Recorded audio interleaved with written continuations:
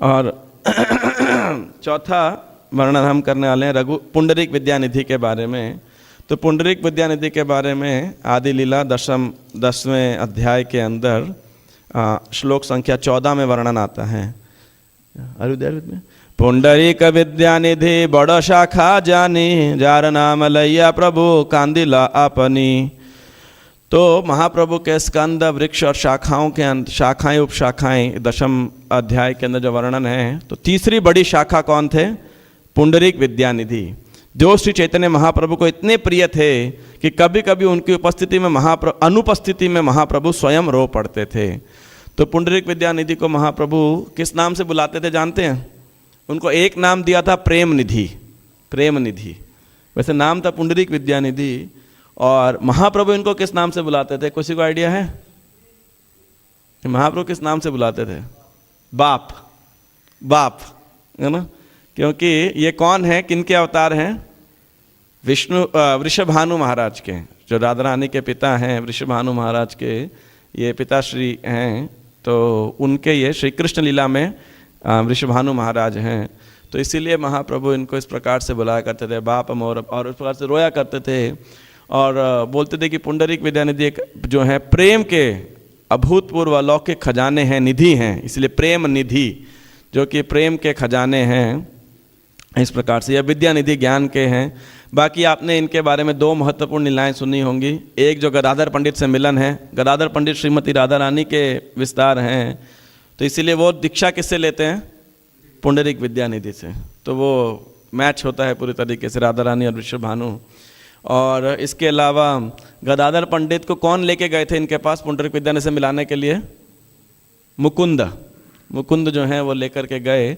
और तो वो लीला आप सबने सुनी होगी, कैसे ये बिल्कुल राजसी ठाट बाट में सिल्क के कपड़े डाले हुए चुनौकर चाकर चावल ढुला रहे हैं, और इनको देख के गदाधर पंडित के मन में असमंजस आ जाता है, और फिर वो ये वाला श्लोक बोलते हैं पूतना वाला, अहो बकीयम सनकाल कूटम जिघ्घाम अस्यात् पायदपि असाध्वी लेभे घतिम दात्री उचिताम ततो नयम कम्वा दयालुम शरणाम व्रजेम।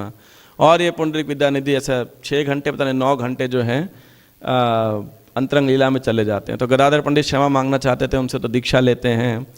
और फिर दूसरी लीला का वर्णन आता है कि गदाधर पंडित एक बारी महाप्रभु के पास आते हैं कि जो मंत्र मुझे गुरु महाराज ने दिया था वो मैं मेरे हृदय से विस्मृत हो गया है, भूल गया हूँ, तो आप मुझे मंत्र दोबारा दे दीजिए। तो महाप्रभु बोले कि नहीं, ये तो सही नहीं है, तो अभी चिंता मत करो, कुछ ही दिनों में विद्यानिधि आने वाले हैं जगन्नाथपुरी के अंदर, उनसे आप दोबारा मंत्र लीजिएगा। और ऐसा होता है, दोबारा वो मंत्र लेते हैं। तो ये दूसरा वर्णन आता है। और तीसरा वर्णन आता है चैतन्य भागवत के अंतिम अध्याय के अंदर, उसके शेष खंड के अंतिम अध्याय में। और वो कौन सा लीला है? किसी को आइडिया नहीं है? ओड़न षष्ठी की लीला है, जहाँ भगवान जगन्नाथ स्वयं जो है, क्योंकि पुंडरीक विद्यानिधि ने कुछ जगन्नाथ के भक्तों के सेवकों के प्रति कुछ दुर्भाव था, कुछ प्रश्न था, संशय था।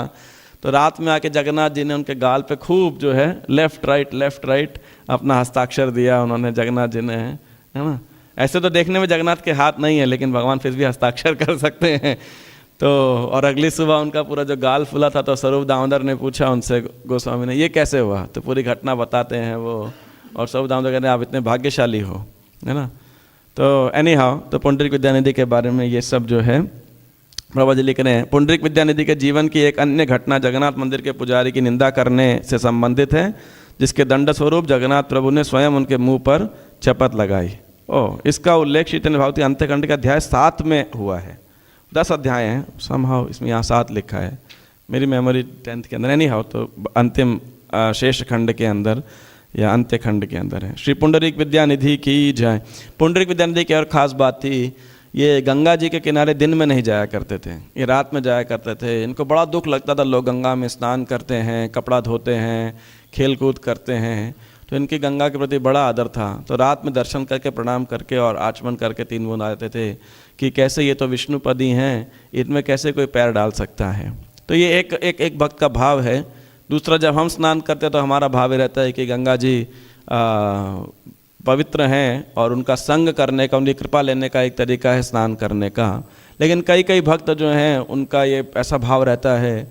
तो गलत ये भी नहीं है, ऐसा मत सोचिए कि स्नान करना गलत है, लेकिन वो इतना अधिक कृष्ण भावना भावित थे, इतने संवेदनशील थे, तो उनके अंदर ये भावना थी। तो यदि किसी भक्त को लगे ऐसा कि नहीं नहीं पैर डालना उचित नहीं है, तो आप 3 बूंद आचमन करके वो गंगा स्नान के बराबर ही वो भी उसका फल प्राप्त होता है। जय श्री पुंडरीक विद्यानिधि प्रभु की जय।